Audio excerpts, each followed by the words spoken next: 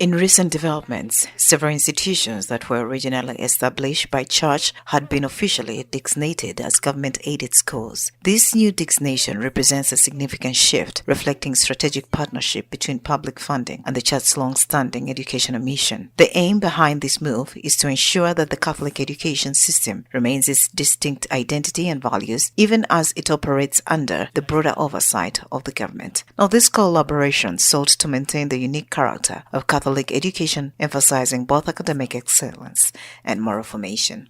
The Catholic Church took proactive steps in the transition, starting with the privately owned and run schools. During the early 1970s, the Church initiated the process of returning the schools to their original status. This effort was marked by a mobilization to establish boards of governors for each institution, ensuring that they were not only financially sound, but also aligned with the Church's educational philosophy and vision. I said, let's go back to our schools, because even up to that time, they were being called government-aided schools. So I said, ownership has not been removed from us.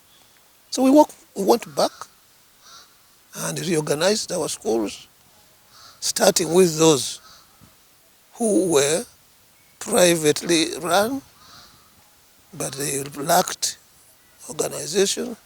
Immediately we went into them, mobilized boards of governors, mobilized inspections, and made sure that financially they are sound.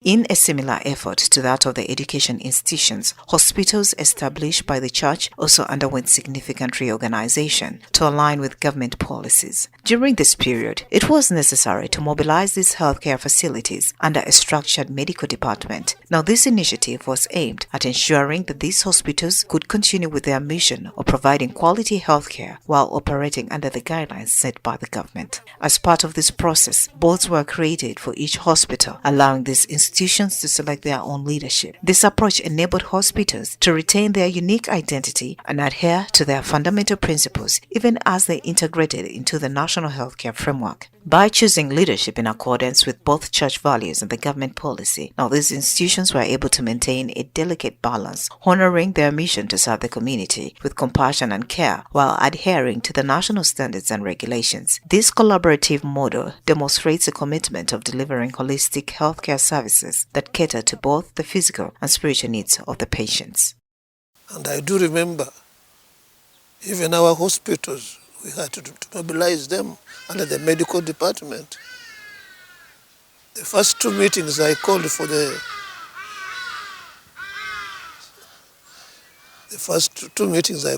education, they were asking me, Father,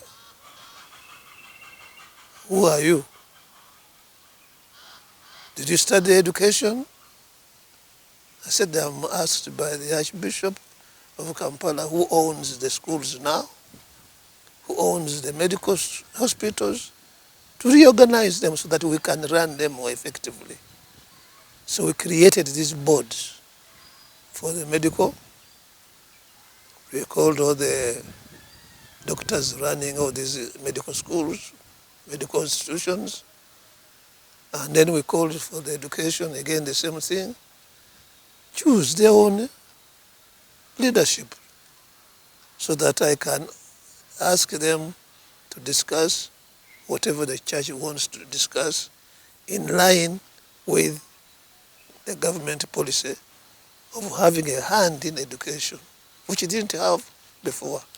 The title of government-aided schools was retained for institutions originally established by the Church, as the schools were brought back under the Catholic roof. To facilitate this transition, concerted effort was made to mobilize various organizations, ensuring that the Catholic identity and mission were preserved while aligning with government policies. Leading this initiative was Kampala Archdiocese, which played a pivotal role in coordinating the return of the schools to church oversight. The Archdiocese led consultations with experts and education specialists that carefully planned the reintegration process, focusing on maintaining the school's Catholic values while operating within the framework of the government support. Through thoughtful planning and collaboration, a model was established that allowed these institutions to thrive. The Catholic Church and the government found a way to work together amicably, balancing public funding with the Church's education mission. This partnership has ensured that the schools continue to provide values-based education that is both accessible and rooted in Catholic teaching. So from that moment, we returned to all the schools and we found out how many schools were Catholic founded. Then we mobilized to create organizations, also to organize them as under Catholic roof and plan. And of course, at that time, 1769,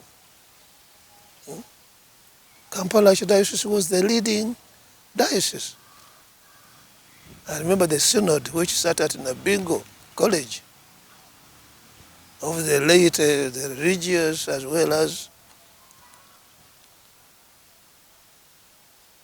those concerned with the running of these institutions. We came together and we asked them, how will we manage this? The thoughts came from them and they were given to the Archbishop. The Archdiocese studied them together with the experts and they found a way of vivendi, via vivendi, a way of living amicably, not just struggling or fighting one against the other. The integration of government-aided schools under the Catholic Church's guidance reflected a successful collaboration between the Church and the state. By retaining their Catholic identity while benefiting from government support, these schools continue to provide a unique blend of quality education rooted in faith and values. The Kampala Archdiocese's leadership ensured a smooth transition, fostering a partnership that benefits students and the community alike. Now, this model of cooperation demonstrates how institutions can uphold their mission and values while adapting to the changing educational landscape. Nora Osende for UCTV News.